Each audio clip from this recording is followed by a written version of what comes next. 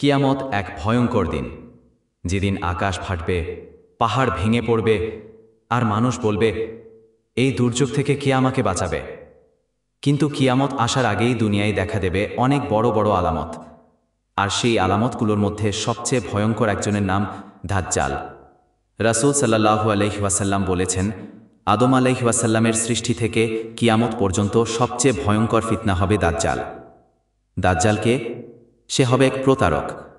তার ডান চোখ থাকবে নষ্ট, একেবারে কিশমিশের মতো ফুলে থাকবে। কপালে লেখা থাকবে কফ, অর্থাৎ কাফের। এই লেখাটি শুধু মুমিনেরাই পড়তে পারবে, অমুসলিম বা দুর্বল ইমানদাররা তা বুঝবে না।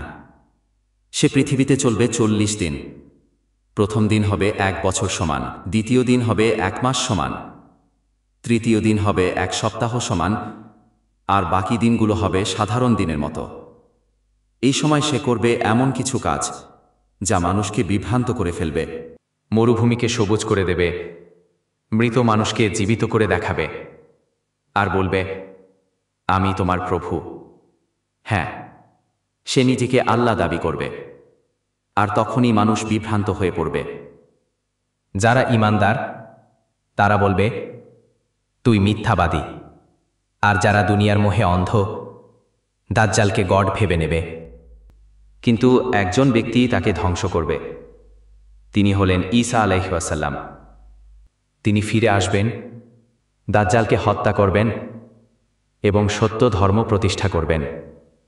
রাসূল সাল্লাল্লাহু আলাইহি ওয়াসাল্লাম আমাদের সাবধান করে দিয়েছেন, দাজ্জাল আসার সময় কেউ জীবিত থাকে, তাহলে যেন সে মদিনা বা মক্কার আশেপাশে থাকে, কারণ এই 2 শহরে দাজ্জাল প্রবেশ করতে পারবে না।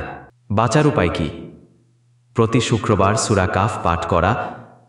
রাসূলুল্লাহ সাল্লাল্লাহু আলাইহি ওয়াসাল্লাম বলেছেন, যে ব্যক্তি সূরা কাফের প্রথম 10 আয়াত মুখস্থ করে রাখবে, সে দাজ্জালের ফিতনা থেকে রক্ষা পাবে।